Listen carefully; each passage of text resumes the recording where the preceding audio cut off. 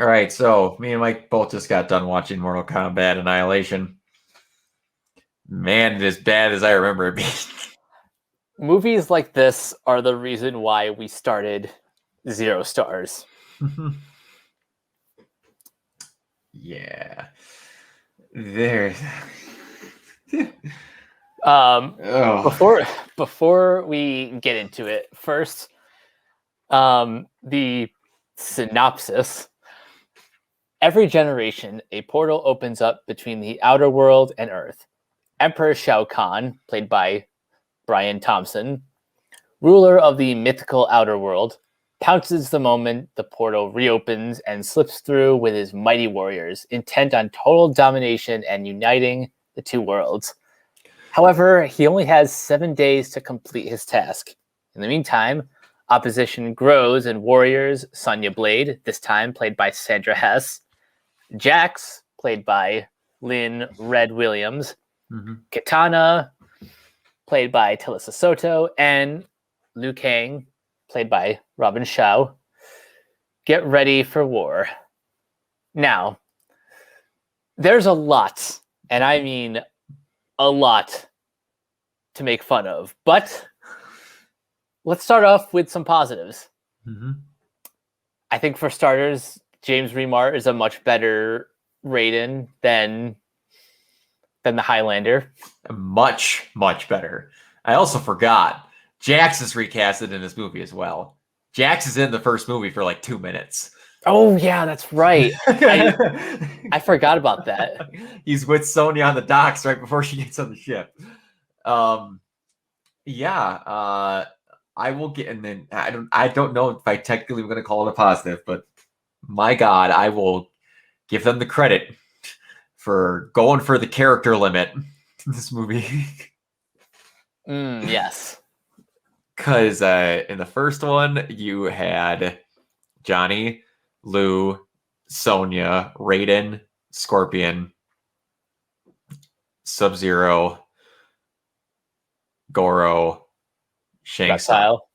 Oh, what was that? Reptile. Oh yeah, Reptile, Shang Tsung, and then Goro. So you had 9 total. They introduced in just this movie alone Sindel, Motaro, Shinnok, Shao Kahn. Hold on.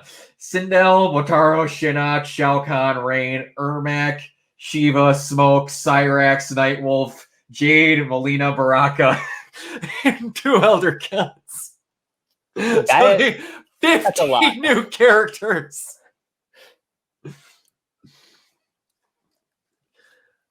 Oh, and I will say the fights are much better in this movie. Yes. And there's a lot more of them. That is a thing you can say about this movie. Mike, what's the message you sent me 2 minutes into watching this? I said, okay, I'm 5 minutes in, and this looks so, and already this looks so cheap. Oh, and here's the best part. So this movie came out in 1997, 2 years after the first one. The budget is at, okay, without looking it up, how much do you think the budget was? Oh man, the sad part is I did look this up at one point, but it has not been recently. What was the first one? 18 million? 50. 30. Oh, okay. So it's more expensive. Yeah. And it looks worse. Yeah. No, the quickest one to mention is I just noticed exactly how bad it is now. Shiva's second pair of arms are 1,000% CGI, and they like float like an open rib on the side of her. And I'm like, wow, those look bad. I'm like, Goro looked awesome, all things considered. Shiva looked terrible. Yep. There's also a lot of really obvious green screen going on. Like anytime that whole first scene. Oh God, it looked garish. Yes. Like the first, I think like the first like 5 to 10 minutes is just, it's just this awful like washed out like like blue tint and ah. Yeah, and like you can see it, especially when Shinnok and Raiden are like just talking to each other. Like you see the outside of like Raiden's hair is not matching well with the green screen because of the gray and the blue. Also, can we fucking talk about like Shao Kahn's performance? How just completely over the top it is. The time has begun! Annihilate him! That guy, I don't mean to be disrespectful. He is discount, like, Flavor 8 brand Vin Diesel. Like, yeah, he is. No disrespect, but my God, guy, how he pronounces Brian Thompson. Brian Thompson, how he pronounces everything. I don't even know what to classify it as. Because everything is like, and it will be done in this way. What? That's not even a speech impediment. I don't know what that is. I could not take him seriously for 1 second. No, and I guarantee you he was coached to talk that way, but like that's a choice. It's not a good choice, but it's a choice. It's a choice. A choice for sure. Oh boy, and they play. Now that I rewatched it, I forgot details about this movie that they like. You asked me in the last one, like stuff from the games. They made up a whole host of new shit for this one that never makes it back into the games. And any that stand out? First of all, Shinnok is Cetrion, like a time god's son, and crap. Hold on. I have that confused. Hold on. I have this because they didn't introduce that Shinnok had family until Mortal Kombat 11, which came out like a year or two ago. Jesus. Kronika is his mom, who's a time god, basically, and then Cetrion is his sister. He has no kids. Raiden is not his kid. Shao Kahn is not his kid. Shao Kahn and Raiden are not siblings. Could not be further from the truth. That was some storyline itch-hay bullshit they threw in this movie that added nothing. The plot does not change. Wow. Just fucking wow. And like the dumb dragonfly tattoos, that's horse shit. Yeah, what the fuck even was that? I don't know. That's totally stupid. That makes no damn sense. People in the Mortal Kombat games didn't have to have special powers to go to other realms. They just went there. So they made that up to pursue this stupid-ass made-up family storyline that didn't add anything. Melina is in this movie. She was the girl in pink who never got a name introductions that fought with the Sais against Sonya because they had to have a woman mud wrestling in this movie. Of course. I forgot to mention, Paul Anderson directed that first movie. Somehow, this movie was so bad, Paul Anderson didn't want to do it. That is saying something. Paul W.S. Anderson, by the way. Yeah, not Paul Thomas Anderson. No, the guy behind all the Resident Evil movies who didn't want to do this one. Hold on, back up. I'm on Wikipedia right now. Tony Jaa was Robin Chow's stunt double. I did not know that. Good to know. That's okay. But I was saying, Melina in the games is literally a copy, a clone of Katana made in a flesh pit by Shao Kahn to impersonate Katana after they got rid of Katana because she was becoming too much trouble. Underneath that veil, she has a set of teeth like a Tarkatan, which is what that rubber-faced Halloween reject was that Liu Kang fought in the cellar to get Katana.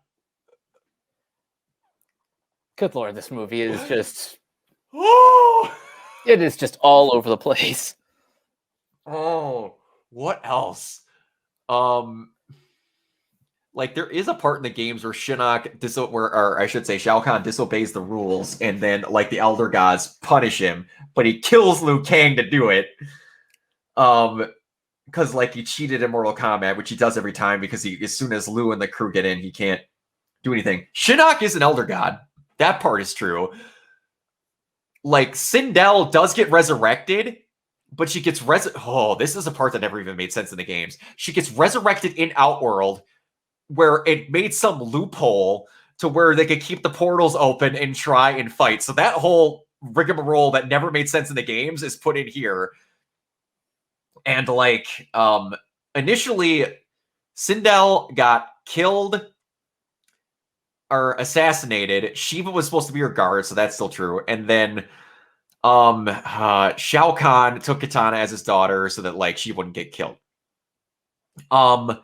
And then like later on in MK11 Aftermath, you find out they retcon it that she was evil the entire time and killed Jared so that she could get in power with Shao Kahn. So like she was good at first and then got retconned to be evil. Huh. King Jared was the person who was in charge of another realm called Edenia, which is where Jade, Katana, and a bunch of other people and Sindel are from. Jade in the games is an African American who is also an Edenian who is Katana's childhood best friend. And none of that made it into the. None of that made it in. Don't know why, but wow, I forgot just how fast and loose they play with a bunch of shit in this movie. According to Wikipedia, the film storyline is largely an adaptation of Mortal Kombat 3. Adaptation is a real stretch. Yeah, they clearly use that term loosely. Oh God. Woo! My brain was going through shit. I forgot that they introduced an entire full fighting game roster worth of people in here. So I also lied. Johnny Cage is alive for 5 minutes at the beginning. Yeah, he gets like a line of dialogue, and then he's offed in like the next minute. Yeah. So before I get way too much more negative into this movie, because my God, what other castings did you like, if any? I like the new Sonya Blade. Mm-hmm. I thought she handled herself in the action scenes a little bit better. I kind of in a better written film, I would have liked her camaraderie with Jax. And Jax himself, I think his arc is pretty okay. You know, the whole his strength comes from within, and like he didn't need the biomechanical arms or whatever. Yeah, and in the games, like his arms get ripped off. Like those are new arms. They didn't have sleeves that you could pull off. So I thought that was kind of something else. But, yeah, that was whatever. Lynn Williams. I have to remember with Jax in the Mortal Kombat movie, if I'm not mistaken, Lynn Williams was a American Gladiator. Huh. Hold on. That actually makes a lot of sense. American gods, why are you even? American Gladiator. Lynn Red Williams Jax was Saber on American Gladiators. Oh, there's 2 American Gladiators. Darren McBee, who plays Mataro, was Malibu. So they had 2. I didn't know that. They had 2 American Gladiators fight each other in this movie. That actually is really cool. That is cool. But I think Lynn did really well as Jax. Like his attitude and all that was cool. He was the early version of Jax before he became a real hardy drill sergeant, more towards that attitude in the later games. But yeah, I think he did good. His He had genuinely good chemistry with Sonya in this movie. I will give it that. Yeah, I would consider that sort of the highlight. Yeah, because like no one else did. Like oh my god, like Nightwolf is also. Can we talk about how they just throw away Nightwolf's whole entire thing? Okay, you're gonna have to explain Nightwolf to me because he literally just came, he just kind of shows up, says, "Yo, Lou, do the tests," and then just leaves. Nightwolf. How do I even? He was, to put this lightly, Nightwolf is kind of he's a Native American who was chosen to be an Earthrealm fighter during Mortal Kombat 3. But this stupid horseshit with these tests is totally made up for the movie. I have no idea what that was. Like, Nightwolf, I guess, is known for being able to turn into a wolf, but they don't even consider it an animality. An animality was just something that was brought up as another way to do a fatality in a game. So they're like, hey, Nightwolf could turn into a wolf. Let's say he knows how to teach people animalities. Her. Like, and also the camera shaking when it's supposed to be a wolf on his head. Good lord. And it's like, Nightwolf is supposed to save him or like teach him this stuff. So I'm going to have you do these tests. One of them is me knocking you out. And then you're going to find something.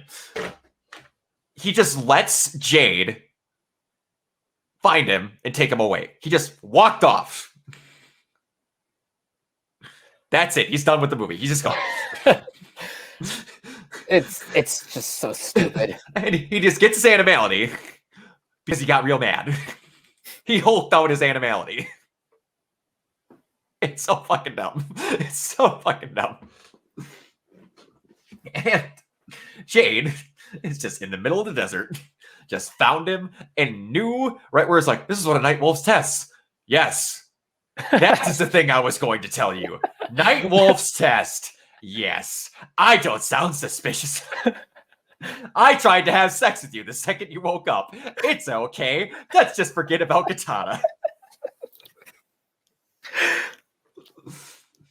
But before we get there, we got the introduction of one of my favorite characters in the series, Smoke. Who, dependent upon what game he's in, is either a ninja or a cyborg. Now I'm going to teach you about some of the stupid shit in Mortal Kombat. All right. Are you ready, kids? Aye, aye, Captain. The Lin Kuei are dumb. So, the Lin Kuei is... wait, were these the cock-blocking ninjas that I mentioned? Kind of. I don't even know if that was supposed to be the Lin Kuei. But the Lin Kuei are Sub-Zero's clan. And at some point, the Grandmasters of the Lin Kuei, who weren't Sub-Zero quite yet, decided, you know what? Our people have free will, and I don't like that. So they just decided, we're going to turn a bunch of them into cyborgs. One was Smoke. Another was Cyrax, was who they fought in the base where they find Jax, who is... Smoke is known for being able to be ethereal and turn into smoke. Smoke is the only one that you actually get to see as a ninja pre MK9. Then you get to see the pre-human forms of Cyrax and Sector, which are the two other Lin Kuei, and then a couple other ones. Like, then they just never even show it. They're like, boop, we're sent by Shao Kahn. We're not even from the Lin Kuei. We're just robots that he found in somewhere. And he fights them. You get to see the second Sub-Zero, and then you get to see Scorpion. Scorpion yelling suckers is one of the stupidest things in this entire movie. Kiona mentioned it in one of the things that he would keep just because of how dumb it is, but my God, it's just so out of... Scorpion in these games is essentially Ghost Rider. Yeah, that makes sense. But if Ghost Rider was, what do I want to say? A deranged maniac all the time. He's drunk with the spirit of vengeance. And by the way, that's Ed Boon again as the voice. Yep, absolutely. Yep. Ed Boon is.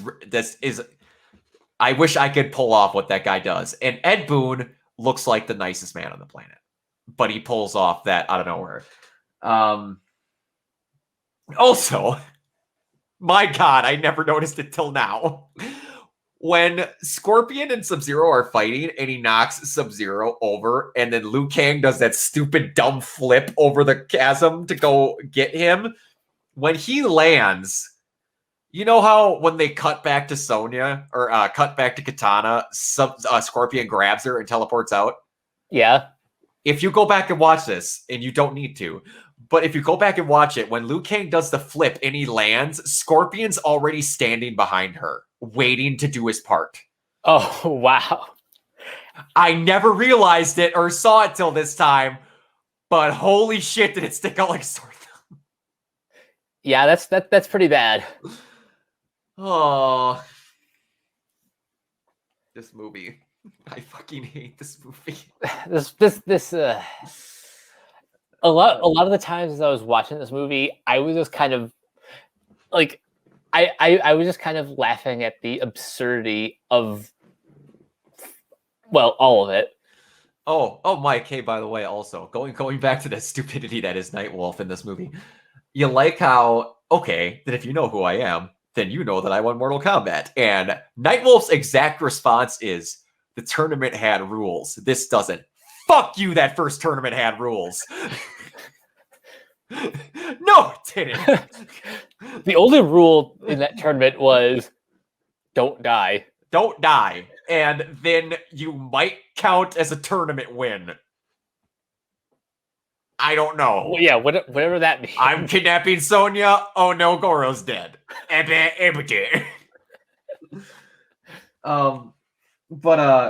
One thing that pisses me off about this movie, and give or take, the coolness of this character and why he's my favorite of the colored ninjas came much later. Ermac in this movie is essentially the X-Men Origins Wolverine version of Deadpool, but cooler. Ermac, who, for those of you that don't know, Mike, Mortal Kombat is known for making stupid shit out of rumors that kids started. Okay. And I don't remember what game. It might have been Mortal Kombat 2. There was an error that would come up that was called error macro. Oh, wait. I think I know where this is going. So then it ended up turning into a character called Ermac. So there we go. That's how we got Ermac the Red Ninja. Ermac in the games eventually, once he got his own identity and wasn't just a palette swap, became a soul, like basically a soul container for Shang Tsung. And that's how he kept together when he kept absorbing more souls. The cool thing about him is that the main soul that he has is King Jared, the guy who used to be Sindel's husband and is Katana's dad, the former ruler of Edenia.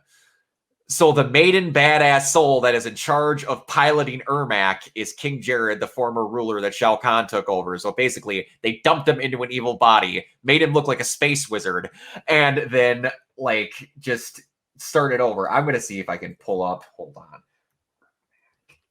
Oh, you're going to try to find a picture of Ermac? Oh, I can get you a good picture of Ermac. It's not hard to find them. Like, I'll show you my favorite version of what he looks like, which is from Mortal Kombat Deception.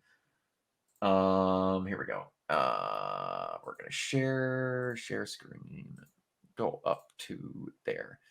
That's what Ermac looks like. Yeah, he looks pretty awesome. Yeah, he's my favorite of it. Like, that's what he looks like in the original games. Obviously, he was just a red palette swap ninja. But like, yeah, he's just basically a soul prison. And then when he starts running out of souls, he starts looking like a dilapidated husk because that's basically what he lives off of. But anyway, I hate seeing Ermac in this because he gets jobbed out to Sonya like an absolute hapsless loser. But a lot of people that happens to in this. Remember when Goro was the guy to pass? If you got past him, you got the Shang Tsung. Yeah. Shiva is from the same Shokan clan as him. Shiva gets killed by dropping the cage on her. Are you fucking kidding me? That's why she died in the movie. When they leave, she goes, "Rah!" That's it. And that was after he got in a fight. This movie doesn't know how. This movie doesn't know how to stakes. It doesn't, and it's just I hate this movie. I hate this movie. I'm having a hard time trying to talk about everything in it because it jumps from, hey, there's a character, it makes no sense, shoot him on in there. And like Rain is another colored ninja. Guess why he's called Rain? Because he's a waterbender. Close. Do you see what his color was? Yeah, I don't like it. He's the most lazily named of the colored ninjas ever. He is literally Purple Rain. And wow. Just come on. I know. And in the continuity, Rain is an Adenian prince. He would not be putting up with this shit. Give or take, he's a villain half the time, but he fucking hates Shao Kahn. So what you're telling me is this movie gives I can't even say it gives 0 fucks. It gives negative fucks. It does. It takes fucks. Exactly. And like they were accurate with Motaro. Like Motaro hates the Shokans because they're like an opposite race or like a rival race. And like he was just there to be there. And then like Sindel, okay.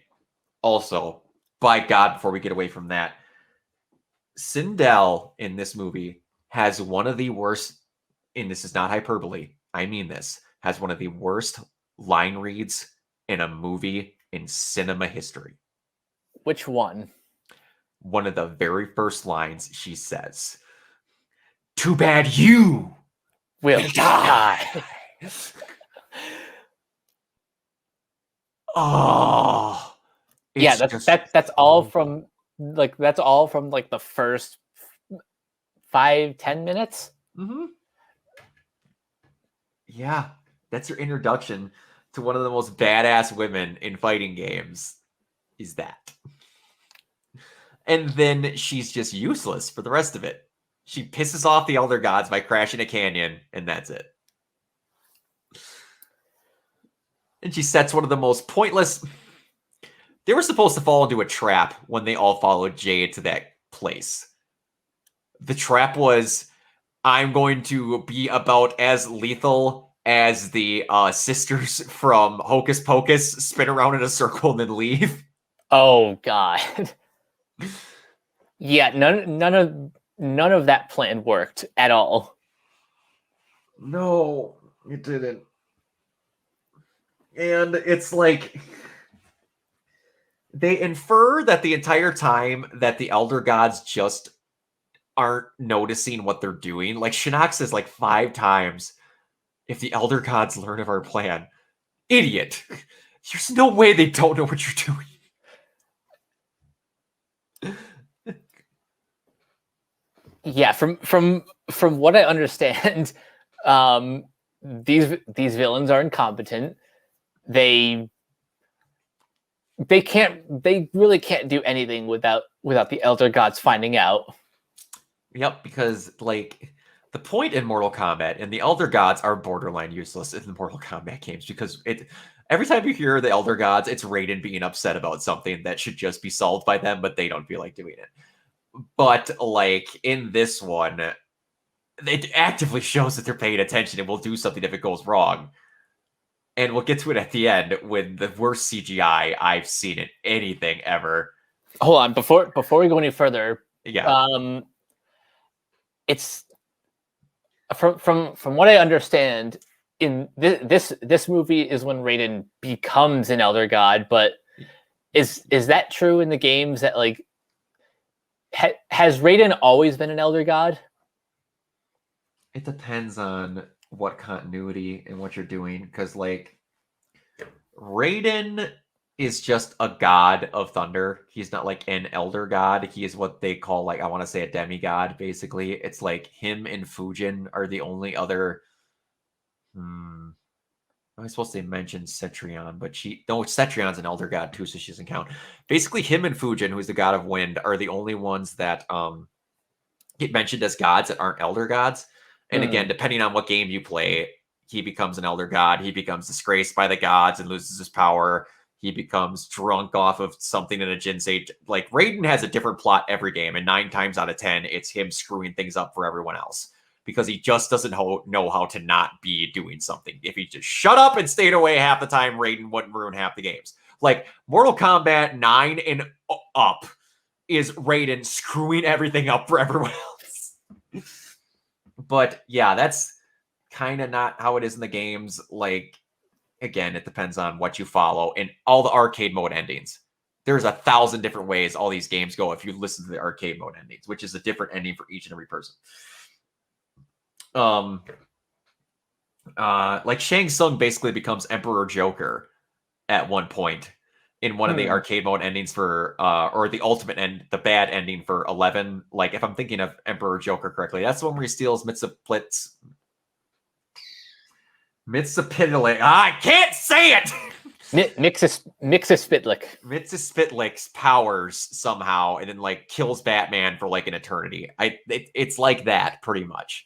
Shang Tsung becomes that in the ultimate version of one of his endings. But yeah. Raiden also does, I believe, at one point become just like a wandering samurai. So I'm trying to remember there's an exact point where he actually gives up his godhood to become immortal, though. I think that's just in here. I could be forgetting it again. Like, the older games are way old ago, and I haven't played like through the stories on them in a long time. But yeah, that's something else. Yeah. At least we got a better actor for Raiden this time. That's true. I don't know if I mentioned this on air or not, but James Remar is probably better known now for playing Peter Gamby on Black Lightning. Yeah, I believe and you mentioned that. Yeah, but go ahead. And that's kind of cool stunt casting because, you know, Raiden's the kind of god of thunder. So, you know, to see him imbued with all this power in a movie where he is so much better than the movie around him is pretty cool. Yeah, like, he actually like sounds like what a god should sound like. Like, he's got like the cadence of his voice, how he carries his lines, and how he talks to them. Like, I can't remember. Like, he has a genuinely amazing line at the end of talking about you cannot disvalue life or something. I can't remember exactly what he says, but it's an exact. It's close to that. Yeah, can't put a value on human life or something like that. It's actually a really good line. He delivers it awesome. And like the line where he wants to die immortal and all that, but we'll get there. Is it like, what were some fight scenes that you generally liked? I know that this is meant to be more negative than anything, but I gotta get something positive out of this movie because I just can't. I'm gonna have a fucking heyday when we get to the end of that movie. Fight scenes that I liked. I'd say I like the scene where Sonya and Jax are, you know, trying to escape whatever from, you know, those ninjas. Yeah. I like that one. The fight with Cyrax. Yeah. I think just for the fan service of it all, I did kind of like seeing Sub-Zero and Scorpion have at it. Oh yeah. And what else? I think all of the fight scenes, whether or not they make sense in the context of the film, at least they're choreographed better than anything in the first movie that wasn't the final fight. Oh yeah, absolutely. Like there actual stuff to it. Like you could tell that it's very, very heavily choreographed, but at least they're fights. Like some of the stuff is like they would never happen in a fight like this, but like the one random spot where Scorpion does like a flip in the air and then like drops Sub-Zero clean down into the ground. There's like a lot of flips and random stuff that are like, hey, these people are superhuman. Let them do some stuff. It was cool. So, and you even had Raiden fighting in this movie. That was pretty cool. Like the scene with him with the noob Cybot like ninjas that were in the one catacombs where they took Sindel. Yeah, I give them credit. They did that. Give or take. They've already been put to shame by the 2 minutes of fights that I've seen in that new Mortal Kombat trailer, but oh, I can't wait for that thing. But yeah. So should we talk about the animality now? Some of the worst looking CGI, even worse than Reptile in the first film. Yeah, and I gotta ask you something here. So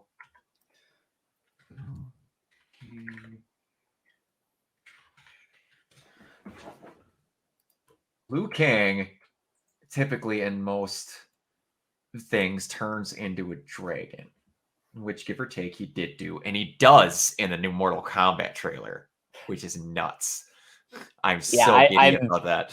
I am so pumped for that. That's what he's supposed to look like. Or in the games, he's supposed to look something like this. That style of a dragon. That's basically the logo, right? That's basically the logo. But then you get this shitheel. Whatever that thing was. And then you got the Hydra. Which looked worse to you, the Hydra or the little stump dragon that Liu Kang was? That's actually a good question. I want to say the Hydra only because it looked the most plastic out of the two. Yeah, and especially the point where he's like where he's turning into the dragon and you see his forehead like sponge up trying to go into it. That's why it's worse. Yeah, because the transformation is just straight garbage. Yeah, at least Liu Kang's transformation, it didn't look perfect, but it looked more seamless. It did. It had something to it at least. And like, would you prefer them to actually try and do the lanky version of the dragon? Not if it was going to look. Not if they were on the same budget. Also, I know you're not. I don't know how much you know about wrestling, but like, Liu Kang Hurricane Rana'd the freaking Hydra when they went off. A Hurricane Rana is when you wrap your legs around a guy's head and then flip them forward. Like he did that with the Hydra head when they fell. What is this horseshit? But yeah, you had their fight with all that, and outside of that, they actually only played the Mortal Kombat theme once. Movie. That was crazy. That's crazy. I forgot about that. They played it like 4 or 5 times in the first one. They only saved it for the final fight here. I'm like, that's actually good. And I like how they got their little moment and then they had the quick upbeat, like they basically rewound the tape to get back to where the theme was playing before they had their spout. And the other fights were okay. At the end there, I do genuinely like Jax's. Like I love the line when he first gets to the Jax's fight where he whips his tail like I'm gonna make you eat that thing.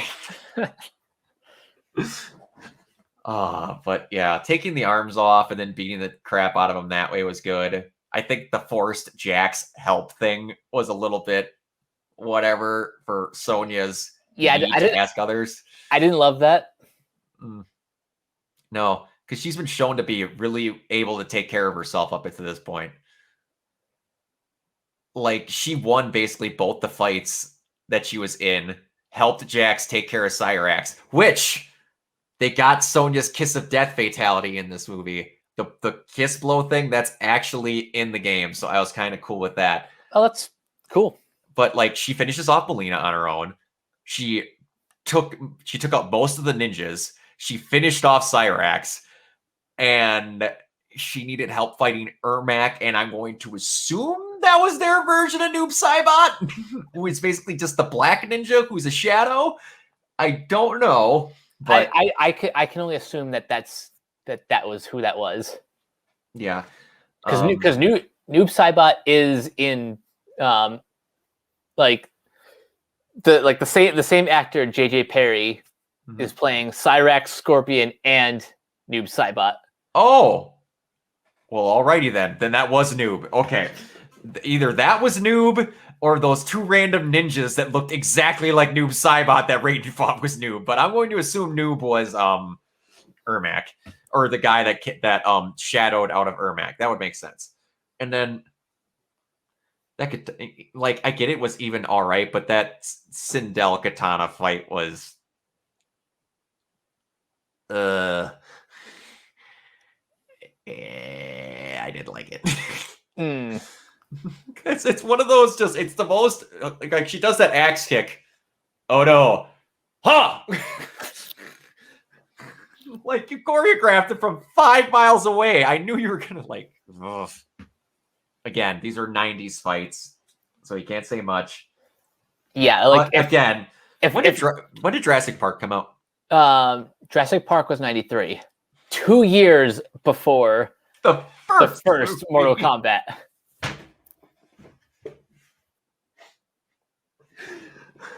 Like, all the little dinosaurs in Mortal Kombat, in the Jurassic Park, they couldn't even make Reptile look halfway decent. They had no excuse. No! Give or take, they didn't have the budget or Steven Spielberg. But come on! All you had to do was make Reptile. Yeah. And then you had the Elder Gods zoom down, call out Mortal Kombat. And they had to fight. I don't know what else to say about this. It irritates me even thinking about just how horribly this movie ends. Because he doesn't even kill him. He does a flipping back kick. He falls on the steps. And then his dragonfly gateway tattoo comes off of his back, leaving him in a husk, and then evaporates. Which is basically the rule that Raiden said was not a thing. Where they would only come off if they weren't a part of his bloodline. And then Shinnok got origamied into a box. He went off into the Phantom Zone. Yes, the Phantom Zone, exactly. And then they went home. And then Sindel was just better. Not like, yeah. It's she's alive because they won. Yay. I'm not a bitch anymore. Even though we never made it clear if I was brainwashed or not. Yeah, this movie sucks. I have to ask you, in your opinion, what is the worst video game movie you've ever seen?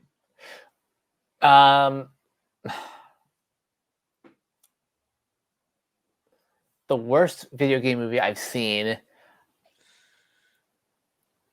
I think it's probably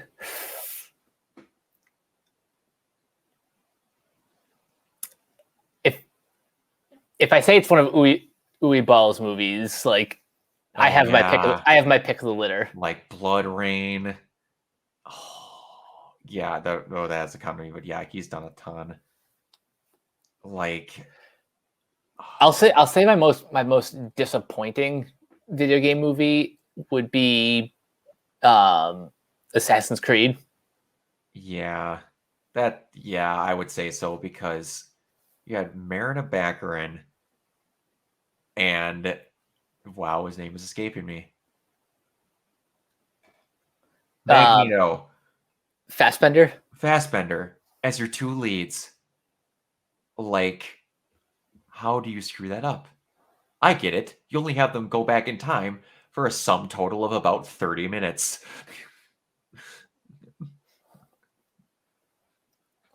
You had that movie had gold written all over it. Then it was the director that was with Fassbender and Macbeth too. Yep. How? Yeah, they really fumbled that one. That was sitting on a tee with, in his prime, roided Maguire behind the plate, ready to knock it out of the park, and they just took the tee and threw it back into the stands. Like, but yeah. So that if Assassin's Creed is my most disappointing, I would argue that this one's worse. But it's worse because, you know, as much as people love that first Mortal Kombat movie, it was not a sturdy foundation for a sequel. No, it was, you had Shao Kahn's face. That's it.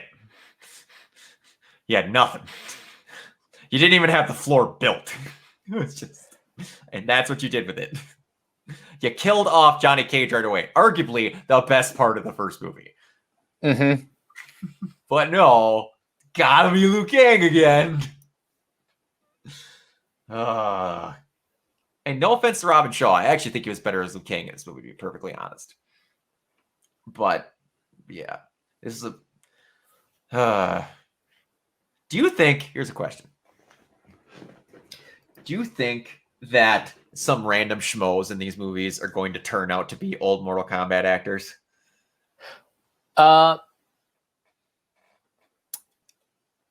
don't. That's like. Do you think like one of these guys will be in the 2021 film? Yeah, like, you think Lyndon Ashby could just be some janitor at the freaking fighting studio where Cole is?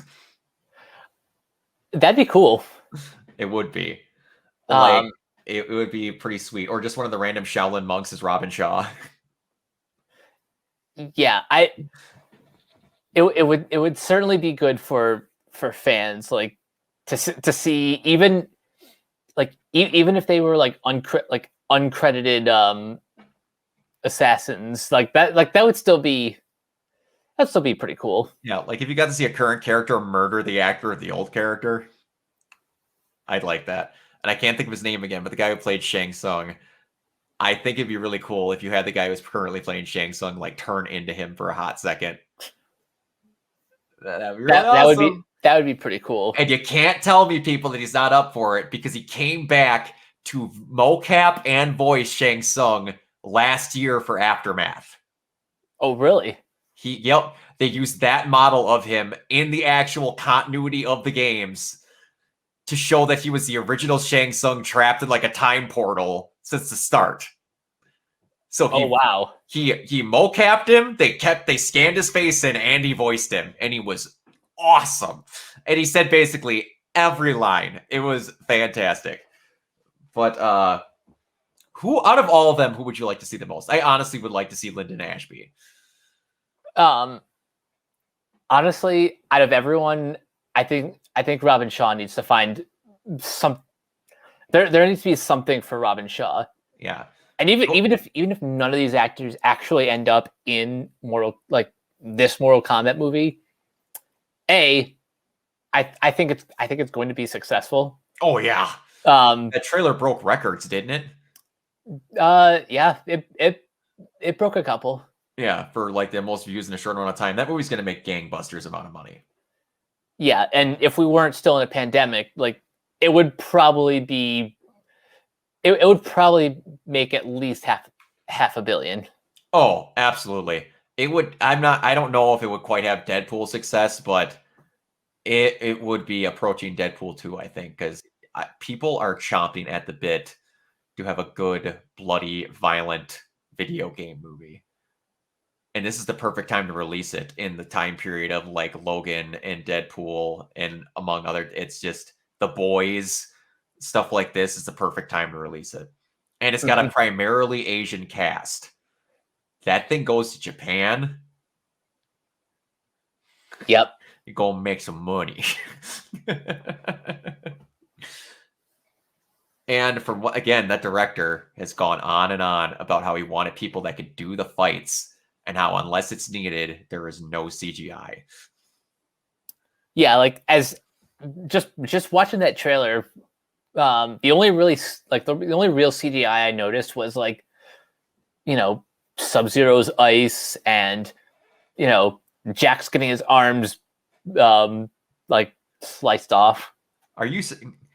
I still can't believe Mehcad Brooks is in that movie with a Steve Harvey mustache. Yeah, I can't get over it. When he said he was going to be in Mortal Kombat, I was like, that fucker's playing Jax. And then all of a sudden they're like, he looks like Steve Harvey. I'm like, all right, guys, I need to watch the trailer. He cannot look that much like, holy shit, does he look like Steve Harvey? I mean, like, give or take, he doesn't have quite the face structure, but he does. But, like, you could have done without the mustache. You can't tell me someone didn't come up to him and be like, dude, you look like Steve Harvey. We might want to have you shave the mustache. Yeah, and it's funny. That trailer is really the only time he looks like that. Mm-hmm. Like the pictures, it doesn't look like that. Yeah, the pictures look much more badass. Absolutely. Like, I'm just excited that Kung Lao is in this movie. Like, I'm waiting to see him decapitate like 6 people in a row for his opening shot with that hat. I'm so excited. If they pull, I tell you, one fatality I want to see in this movie. And it'd be the stupidest thing in the world because it never makes sense. One fatality that Kung Lao has is he takes his hat off and he throws it as hard as he can at the ground and it starts spinning like a razor blade in place and he drags someone by the legs clean through it and halves them through the hat. I think we're gonna. I have a feeling we're gonna see a version of that at least once. Oh, I would not be able to contain myself in that theater, and I have a good feeling that I'm going to be one of the few people in the Medford theater seeing it. I'm going to try and see if when we review it that I can bring up some video examples of like the fatalities if they like straight up just what do I want to say, reference some of them. So we're gonna have to see. Like, oh, there's also a metric ass load of characters in this movie, and they all look good.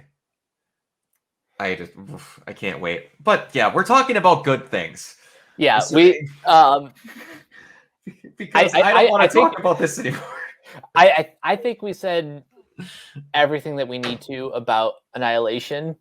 So first of all, any final thoughts before I transition to a kind of sort of recommendation?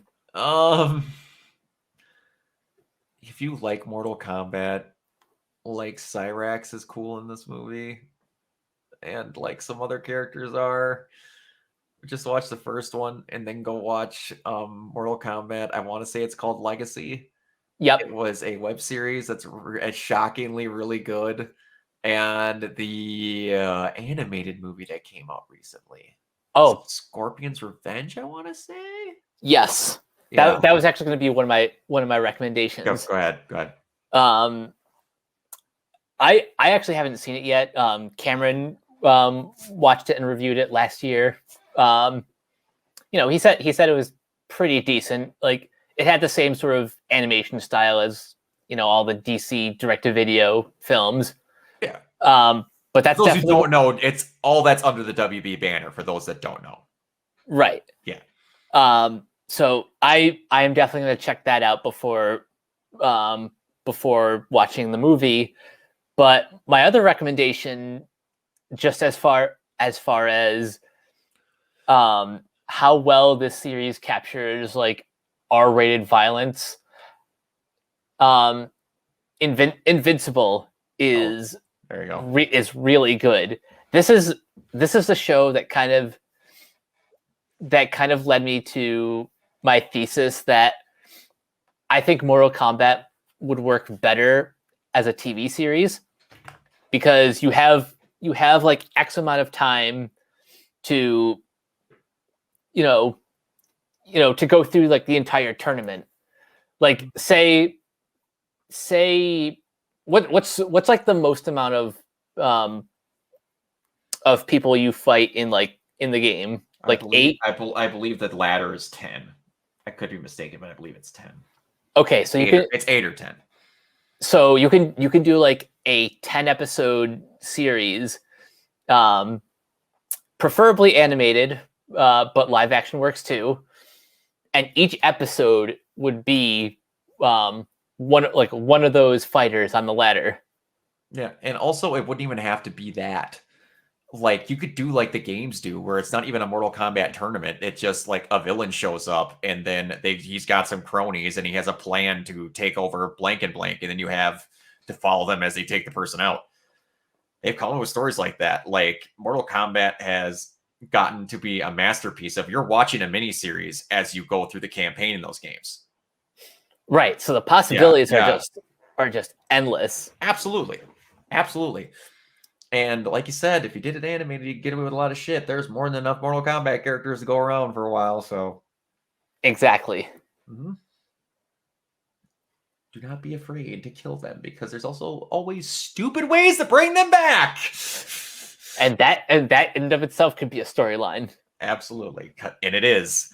Mortal Kombat 11 is literally Kronika going, here's all the old versions of yourself. We're going to have some fun.